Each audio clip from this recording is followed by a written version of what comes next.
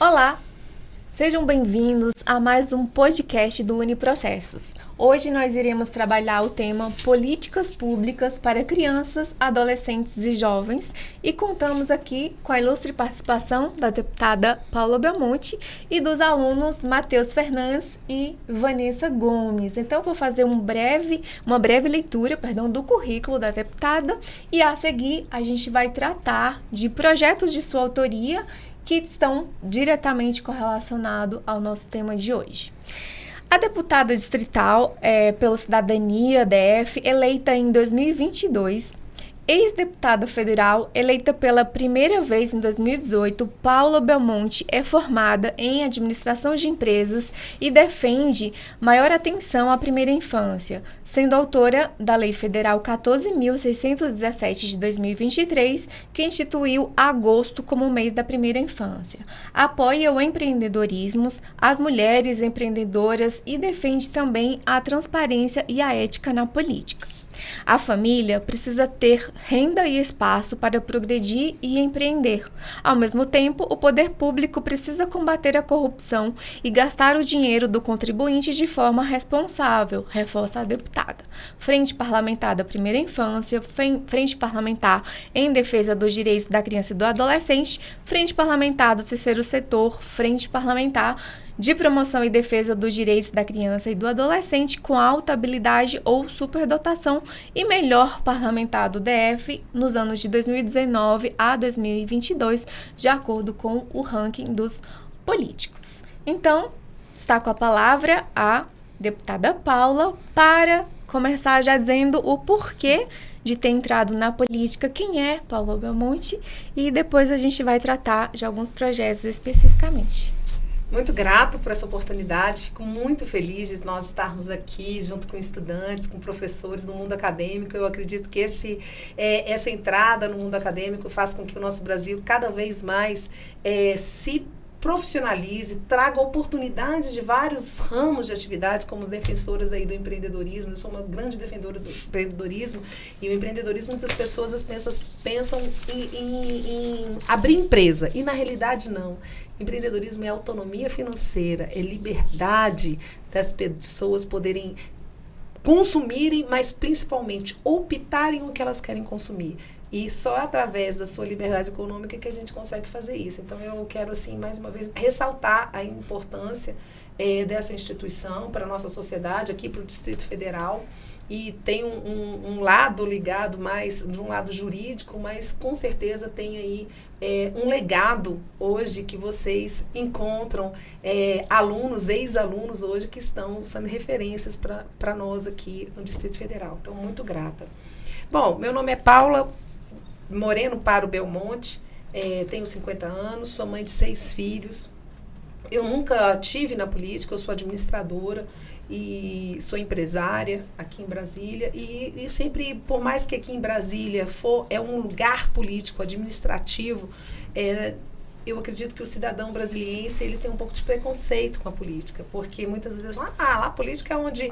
Brasília é aquele lugar onde tem os políticos corruptos, né? Então, assim, a gente fica com aquela coisa, toda vez que a gente vai visitar uma família, alguém fala essa situação, e a gente acaba se distanciando, né? Apesar de nós estarmos no centro político do Brasil, no centro político que é a representação do Brasil para o exterior, o brasiliense tem muito pouco contato com a política. Mas, eu, infelizmente, assim, vamos dizer assim, tem pessoas que falavam assim, antigamente eu ouvia as pessoas falando assim, essa profissão não foi eu que escolhi, ela que me escolheu, né? E eu não entendia muito isso.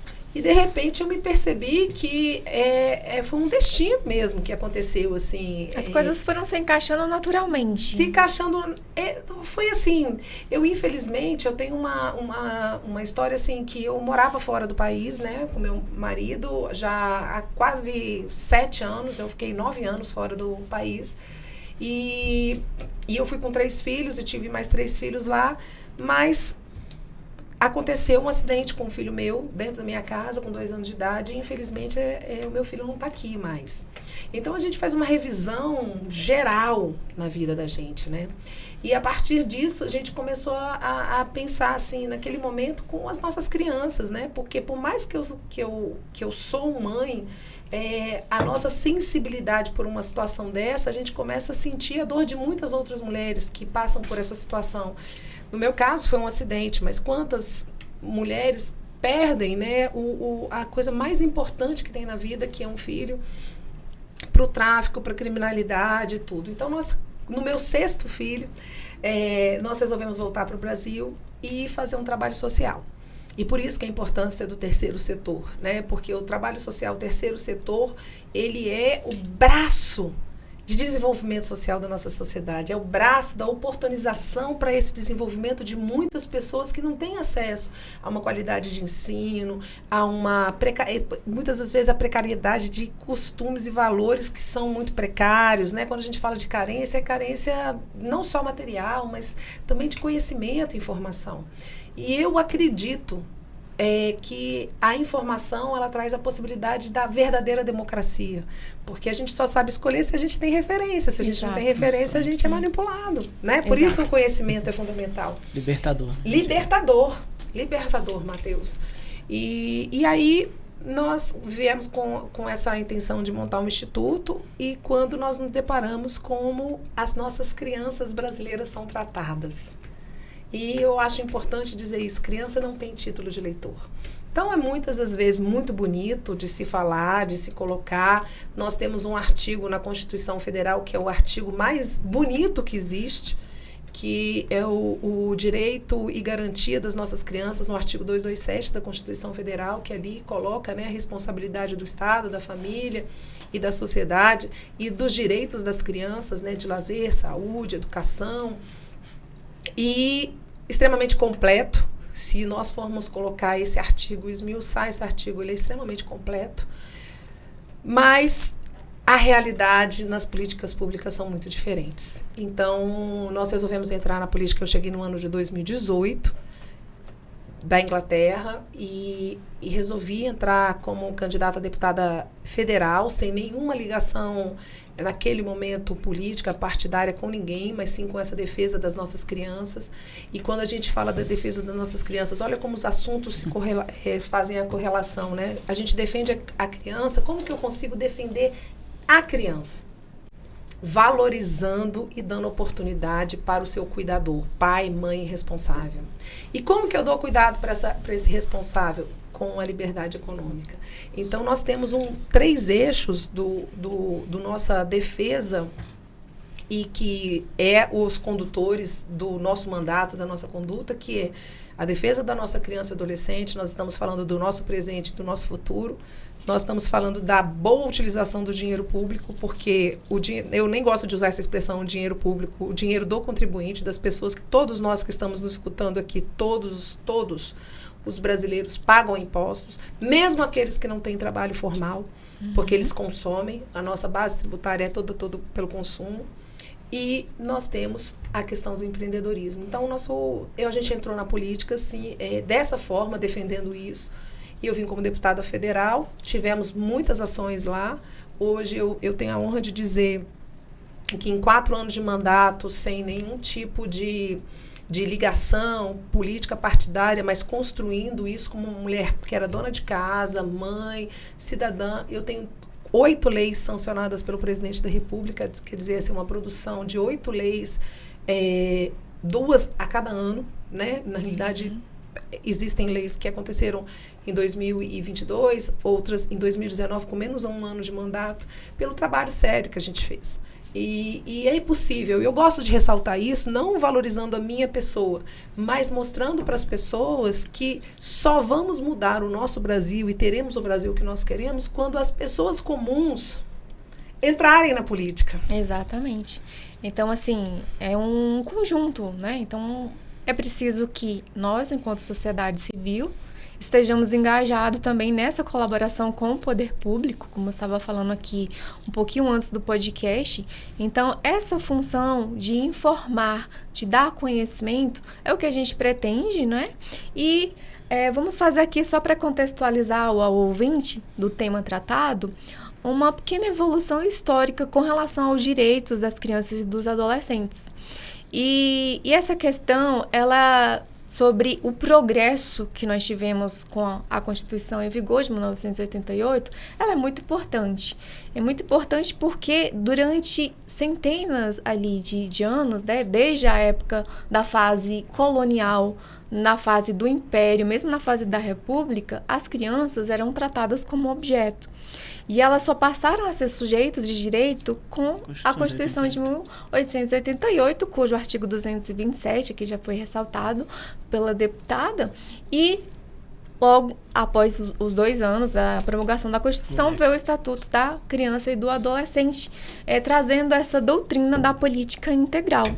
Então, se a gente for parar e olhar a nossa história, né, a gente evoluiu bastante, mas ainda há muito que evoluir, sobretudo na efetivação desses direitos, né? Então, a gente, enquanto cidadão, a gente tem que ter essa consciência de sermos colaboradores com o poder público, fiscalizando, denunciando, né, e ajudando naquilo que está ao nosso alcance, né? Então, acredito que a Vanessa também quer fazer aqui alguma colocação em relação a esse progresso que das leis e que as políticas públicas elas venham efetivamente garantir que todos esses direitos previstos na nossa Constituição, previstos no ECA também, eles tenham efetivação. Não é isso, Vanessa? Isso.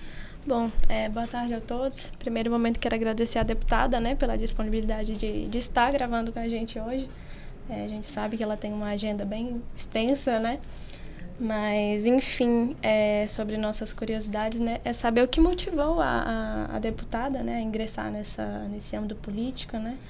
Quando no período de deputada.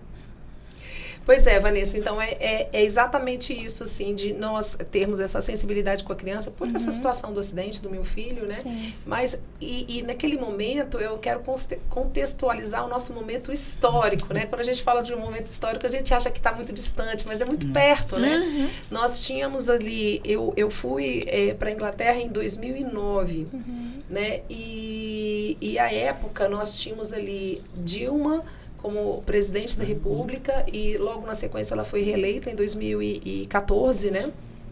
E estava, na realidade, a transição de Lula e Dilma, né? O presidente Lula e Dilma, e houve um movimento que se começou com a Lava Jato. É importante fazer esse contexto histórico aqui, a gente não está aqui, não cabe nem a esse podcast colocar lados, mas fazer o relato desse contexto histórico, que era um momento o quê? Que até então, e eu não sei se vocês são muito jovens, o Matheus e a Vanessa, você também é muito jovem, professora, não, mas assim... quase sua idade. Não tem não, mas eu quero dizer, mais jovem, eles são mais jovens que a gente, né? Nós estamos na mesma faixa etária. Não, com certeza não.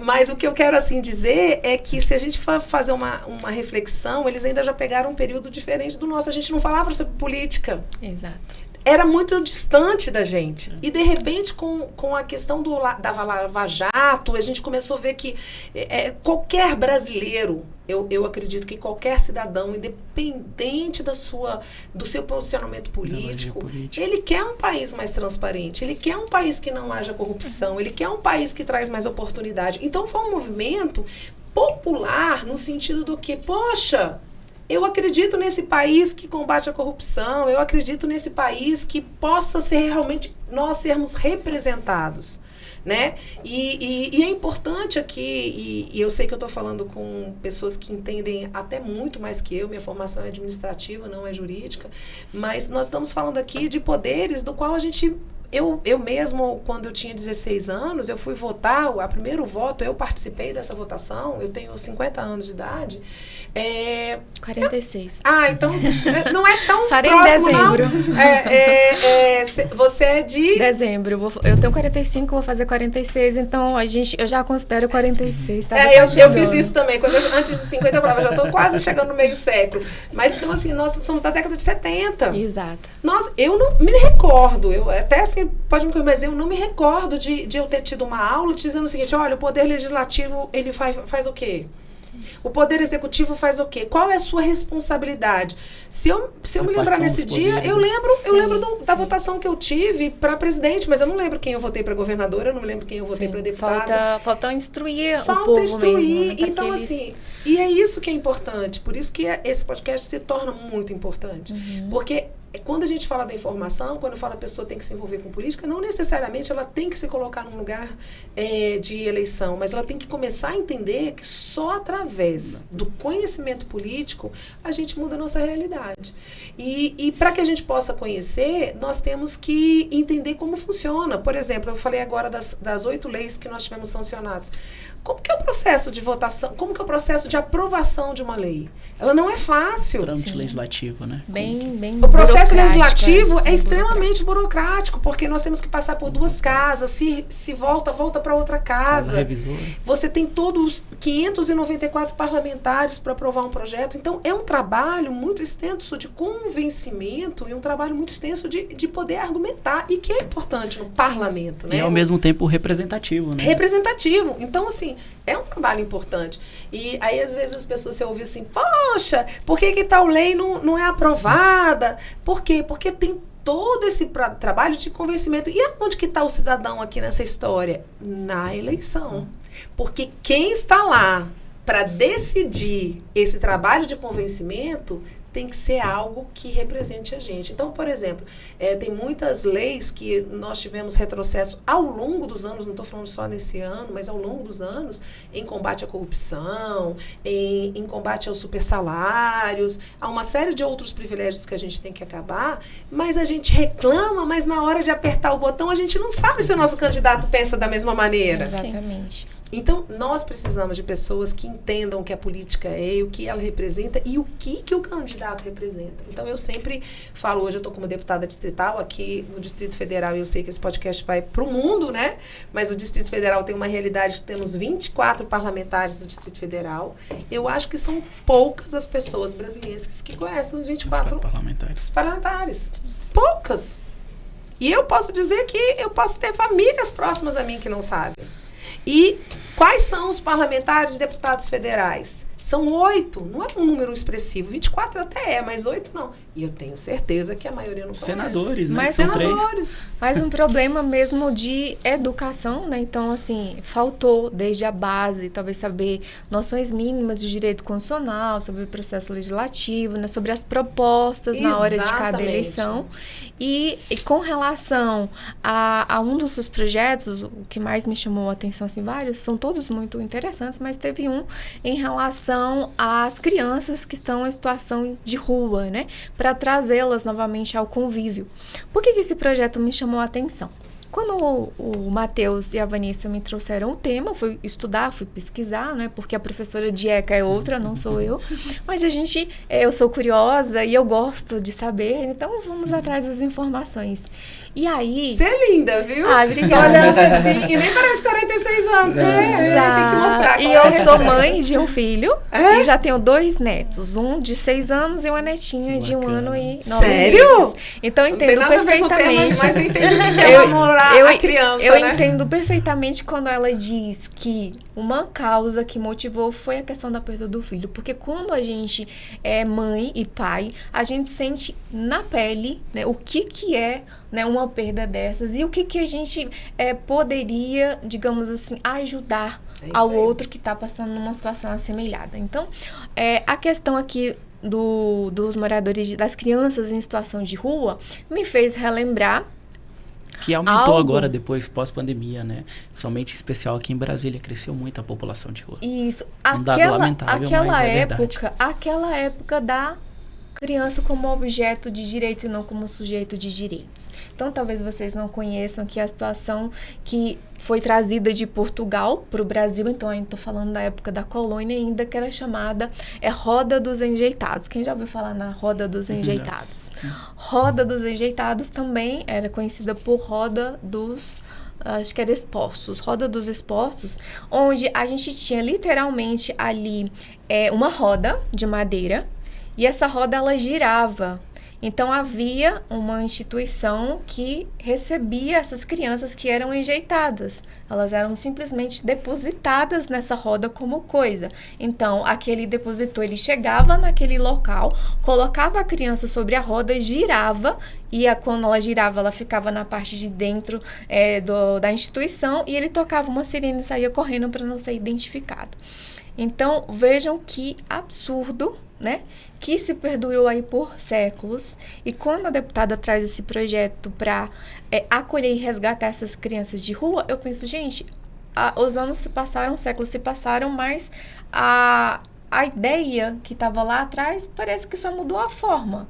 Então, assim, a gente não sabe, eu não pesquisei a fundo quais os motivos que levam, mas dentre eles, no caso, uma situação econômica de vulnerabilidade, acredito que é o principal fator, né? Questões de violência, né? Questões de traumas, que as crianças, elas simplesmente são jogadas, abandonadas, assemelhando ali aquela época da Roda dos Enjeitados, né? Que, inclusive, né, o maior índice de desigualdade, na verdade, o quarto dentro da nossa federação é o Distrito Federal, com renda per capita aí, média mensal de R$700, né? Nós temos famílias que sobrevivem com recurso ali que um menor aprendiz é o provedor da família. Lamentavelmente, né? Exato. Mas, assim, deputada, a priori também, aproveitando essa experiência, a senhora traz da Europa, né, da Inglaterra, até tomei, essa era a fala da Vanessa, mas ela pode ficar à vontade também para falar. Um paliativo, deputada, de como que isso funciona lá dentro da Inglaterra, como que funciona hoje aqui no Brasil, porque o que acontece? Como a professora muito bem observou, ela fez uma digressão aqui do que já foi. E hoje nós temos uma norma que está posta. Por que essa norma não tem sido aplicada? Né? Aonde está nós, como a Constituição no artigo 227 trata, que ela não compartilha sua responsabilidade com o Estado. Ela compartilha conosco, quanto sociedade, quanto família. Então, assim, aonde que está o olhar dessas pessoas em relação a essas crianças que hoje se encontram nessa situação? Porque a lei já está aí, já está posta. Falta ser aplicada. Então, assim, seria interessante a senhora trazer uma colocação um pouco do que a senhora vivenciou lá, quais são as assistências, né? Justamente, e o que nós poderíamos copiar, Ctrl+C, Ctrl+V, né? O que é bom, a gente copia, né? O que é ruim, a gente descarta. Bom, eu vou dar um exemplo aqui para vocês, assim, hoje, exatamente hoje, eu nem sei que dia é hoje. 20 de outubro. 20 de outubro de 2023. 20 de outubro de 2023, hoje de manhã, às 10 horas da manhã, nós tivemos uma audiência pública a respeito do transporte escolar. O que tem a ver com tudo isso que nós falamos? Eu não preciso nem viver fora. É a gente só pegar um filme americano, inglês. O que a gente vê? Sempre a mãe saindo da sua casa, deixando o seu filho na frente da sua casa ou na esquina da sua casa, e o transporte escolar passando e ela falando tchau, ele entrando no transporte escolar com só crianças. Não é isso que a gente vê há muitos anos? De margarina, né? E não é isso? Você fica assim, quando vai acontecer isso aqui, né? Aí hoje no Brasil, hoje em Brasília, capital federal, com maior renda per capita do Brasil, a maior diferença social que nós temos. Por quê? Porque a diferença social é o quê? A maior renda per capita com a menor. Não. É muito grande que nós estamos falando. Nós temos crianças que a partir de 4 anos, para ela ter o acesso ao transporte escolar, se ela estiver morando numa rua que passa transporte regular. O que é transporte regular? Aquele que o trabalhador sai para pegar seu tem um horário, né? Que vai estar e que está todo mundo, e que vai ter um adulto, que vai ter uma coisa. Criança de 4 anos, que não vai ter um pega monitor, aquilo, né? Sem monitor, tendo que ter um acompanhante, porque Quem é o pai que vai deixar uma criança de 4 anos pegar? O que acontece com essa família? A criança muitas das vezes não vai para a escola. Ou, se o pai ou a mãe, o responsável, quer que a criança vá para a escola, ele deixa de trabalhar para poder fazer esse caminho. Então, olha só, não precisa mostrar o que reflete nisso. Você não tem que fazer com que... A gente tem que fazer a política pública e cada vez mais a gente vem compreendendo dessa maneira com dados. Como é que tem crianças... Eu estava aqui agora, antes de chegar aqui para fazer o podcast, nós estávamos aqui numa escola aqui na Asa Sul. As crianças só existem aqui na Asa Sul, na 315 Sul, a escola da 315 Sul, só tem 5 alunos que moram no plano piloto. O resto não moram no plano piloto. Como que a gente faz para que as crianças venham do Riacho Fundo para cá? Tá certo isso? Uma criança que pega 1 hora de transporte regular Qual com motivo? adultos... Será que lá não tem uma escola de qualidade como não aqui se da área constrói central? escola. Não se Ou constrói. nem sequer existe. Não existe a escola. E aí, olha só por que é importante pessoas do bem, pessoas entrarem na política. Aí você vê o seguinte, olha só, a gente está falando da nossa criança aqui, que ela está sem o transporte escolar, ou que ela tem um transporte escolar que é regular. O que eu estou dizendo regular, essas crianças estão pegando transporte com adultos. Infelizmente, a gente está vendo aumento de casos, ou agora está aparecendo mais os casos de abuso sexual, de exploração sexual, de tráfico de crianças e tal. E aí você vê o aumento de oferta de transporte escolar, de vez construção de creche.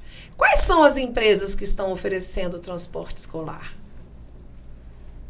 Quantas empresas estão transferindo transporte? Então, é um mecanismo que tem por trás também... Vira um mercado, né? Que você deixa de priorizar o objeto fim, que qual é o objeto? Acesso à educação, para priorizar um objeto meio, que é o transporte escolar, em prol de empresas. O assunto é muito mais extenso do que a gente imagina. E uma coisa também, já que o Matheus e a Vanessa comentaram sobre uma comparação entre um país de primeiro mundo e nós ainda que estamos em desenvolvimento, são as disparidades dentro do nosso território nacional. Então, assim, eu tiro uma experiência, né, em que eu fiz uma viagem para o interior de São Paulo, uma cidade chamada Guararema, né, na região serrana de São Paulo, e eu transitava pelas ruas e, de repente, me deparei com uma escola. E a estrutura da escola era tão bonita, com um jardim na frente, que aquilo me chamou a atenção. Aí eu, nossa, que escola linda. Aí o que você pensa? É particular. E aí a pessoa não, é escola pública.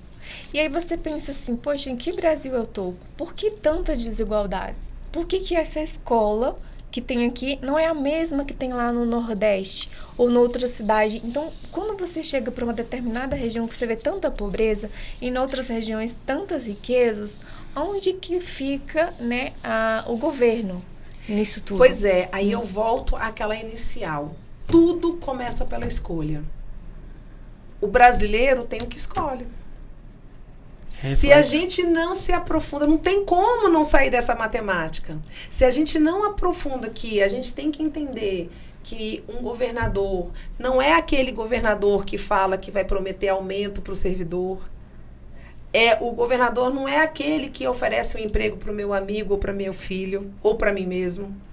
Nós temos que ter um governador que represente o nosso pensamento. Quanto nós tivermos... Eu estou falando aqui de governador, mas essa mesma comparação é para deputados, para senadores, para representantes, vereadores, prefeitos, que agora o Brasil todo vai ter. Então, a gente tem que entender que tudo isso passa pelo voto, pela cidadania.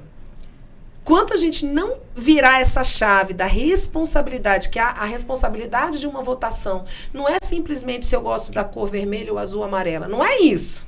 É muito mais que isso. Quando a gente entender que o compromisso de cada representante da gente é com o nosso futuro, porque o reflexo disso é um comparativo, né? É questão cultural. Uma criança e um idoso, por exemplo, né, na Europa, de um modo geral, eu posso dizer aí na Inglaterra, ele é visto pela sociedade como o futuro e o meu futuro. futuro e o meu futuro. E aonde que eu estou nesse presente tratando muito bem?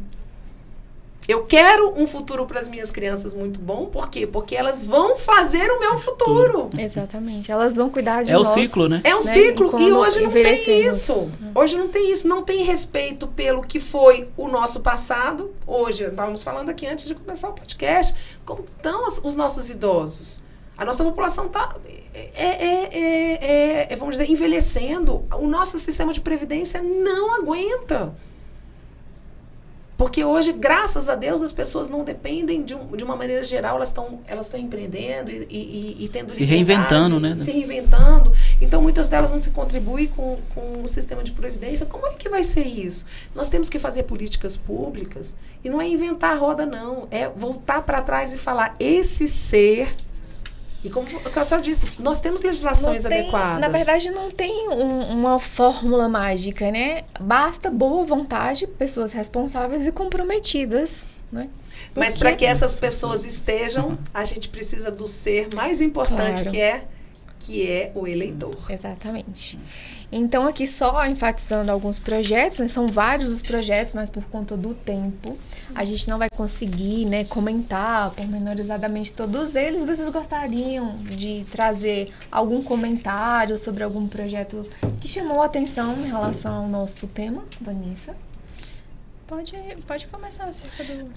Quanto jovem, né, deputada, inquieto que sou, eu gostei muito desse projeto aqui, o PL 200, né, que ele estabelece diretrizes para a instituição do programas... Não, perdão, peraí, esse também foi outro que eu gostei, mas esse é o 630, né, que altera a Lei 424, de 10 de novembro de 2009, que institui no calendário oficial do Distrito Federal a Semana do Jovem Empreendedor. E, assim, Brasília ainda é muito marcado ainda pelo funcionalismo público, e isso é sabido por todos nós aqui. No entanto, até discutimos isso recentemente no que tange a reforma tributária, né, que Brasília ainda é um setor de serviços, né, que vai, infelizmente, se a nossa reforma tributária caminhar do jeito que está, vai sofrer com isso, né, e isso nós teremos os reflexos disso futuramente. Eu estava conversando com um colega isso ontem, né. Mas esse projeto aqui me chamou muita atenção, deputada, porque, assim, é um projeto que mexe no meu íntimo, porque, assim, o empreendedorismo, ele é libertador. Eu entendo o ser humano como, inicialmente, na sua fase inicial, um passarinho dentro da gaiola, e que o conhecimento passa a fazer com que ele se liberte, com que ele saia, voe e conheça novos ares, né? E, assim, o empreendedorismo, fortaleceu o empreendedorismo porque, assim, geograficamente, o DF está muito bem posicionado. Para a logística, seja o aeroporto, eu desconheço o aeroporto melhor do que você tem aqui de Brasília. Então, assim, a capacidade do DF e como ele tem sido explorado, fica a dúvida. Será que não se pode explorar mais? Será que a gente não pode gerar mais renda? Será que a gente não pode dar mais dignidade para as pessoas? Porque a renda, ela dá dignidade para as pessoas. Tem coisa melhor do que você... ter condições suficientes. Ninguém vive só de amor. Ninguém vive só de amor. Não enche barriga, né? Então, como diz a nossa avó. Então, assim, deputado, eu quero... A gente precisa de tudo. Parabenizá-la. E pode contar comigo 100%, porque esse é um projeto que realmente... Vamos mudar essa identidade. Deixa eu ver São Paulo. São Paulo respira empreendedorismo, respira trabalho. E na toa é o maior PIB do Brasil, né? Fica ali sempre disputando com o Rio de Janeiro, mas é o maior. Curitiba também, isso. Né? Então, assim, vamos explorar a nossa capacidade e que nesse período aqui, nessa semana do empreendedor, ele seja voltado para isso, para um ponto de reflexão. Como nós podemos explorar o Distrito Federal, para que nós geramos oportunidades, venham gerar emprego. E aos desdobramentos disso, que são todos eles benéficos. Exato. E, assim, por que não se atentar ao que nos espera? Por que não a robótica dentro do meio acadêmico, dentro do ensino base? Por que não se discutir isso? Por que não se discutir empreendedorismo? Na verdade, existem muitas questões a serem discutidas, né? Então, exatamente voltando àquilo que a deputada falou, cabe a nós, então, na hora do voto, já apertar lá a teclinha, estudar, pesquisar cidadania, os né? projetos de cada um, né? A história, o que ele tem para oferecer e realmente termos essa consciência de que estamos constantemente procurando evoluir em todas as áreas. Então, devido ao tempo aqui que já está avançado, eu agradeço a participação da deputada Paula, ao Matheus e a Vanessa pela escolha do tema, e eu deixo você, ouvinte, com uma pontinha aqui de curiosidade, a estudar mais, a pesquisar mais e estar aqui junto, aqui participando desse time que vai colaborar fiscalizando qualquer tipo de maltrato, né? Se você escutou ali um grito, né, fique atento e denuncie mesmo. Existem canais, órgãos oficiais que estão ali para proteger todas as crianças e os adolescentes, né? Então, a gente vê muito clamor social, sobretudo no quesito crime, nos abusos sexuais. Ouvindo a rádio, o comentarista, ele disse assim, mas por que um estuprador de uma criança de 6 anos, tá dentro do projeto Primeira Infância, né? Que é de 1 a 6 anos. Por que o judiciário deixa ele livre? Que lei é essa tão branda? Será que essa pessoa não causa risco para a sociedade, já que ele foi capaz de cometer um ato tão bárbaro, não é? Não seria o caso de repensar nessa legislação, numa legislação mais dura, para justamente combater esse tipo de crime, né? Então, todo dia a gente abre o noticiário, se depara com notícias tristes, mas vamos finalizar esse podcast com um poema, porque a poesia também nos ajuda. Professora, eu posso só enfatizar uma coisa que você traz, que eu acho que é uma oportunidade só para que a gente possa divulgar isso. Claro. Essa violação de direitos, né? Hoje, infelizmente, nós temos aí crianças, quando a senhora trouxe o primeiro tema, rapidamente, falando sobre crianças que estão na rua, né? Nós temos aí a questão do abuso sexual, nós temos crianças que não têm acesso à escola. Então, é importante dizer que nossas crianças, elas têm direitos constitucionais.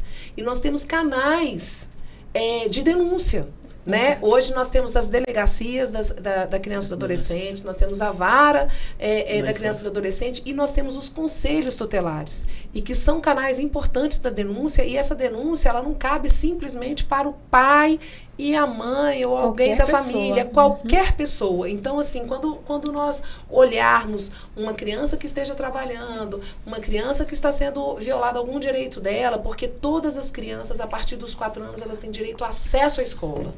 Esse acesso à escola não é uma busca ativa da criança à escola, é a escola à criança, é diferente. Isso. Então, que a gente possa fortalecer esse sistema. Eu estou aproveitando aqui a audiência de vocês, agradecendo a oportunidade de estar aqui, mas fortalecendo os canais de denúncia para que a gente possa cada vez mais fortalecer o direito dessa criança, que é um sujeito de direito. Política se faz com dados, né? Direitos humanos, exatamente. Podem ligar no Disque 100, e como a deputada falou, não estou falando só a questão dos maus tratos, né? Mas se você percebeu que uma criança não vai à escola, né? Que ele mora no seu bairro, você tem contato de alguma violação ou ausência ali de um direito que é garantido pela lei, podem procurar ajuda, né? Que realmente vocês encontrarão aqui pessoas como a deputada para acolhê-los e garantir que essa criança possua um futuro melhor. Pessoal, podem projetar o poema, por favor? Então, vamos lá, um poema da chilena Gabriela Mistral, que trata exatamente desse tema tratado aqui hoje, né? O que ela diz? Somos culpados de muitos erros e faltas. Porém, nosso pior crime é o abandono das crianças, negando-lhes a fonte da vida. Muitas das coisas de que necessitamos podem esperar. A criança não pode. Agora é o momento em que seus ossos estão se formando, seu sangue também o está, e seus sentidos estão se desenvolvendo. A ela não podemos responder amanhã. Seu nome é hoje. Muito lindo. Professora, parabéns. Obrigada a todos. Eu que agradeço. Que Deus abençoe Vanessa, Matheus, a todos Obrigado, aqui tá. do Instituto Processos. Amém. Obrigada, Amém. deputada. Que assim Obrigada, seja. professora, pela ajuda.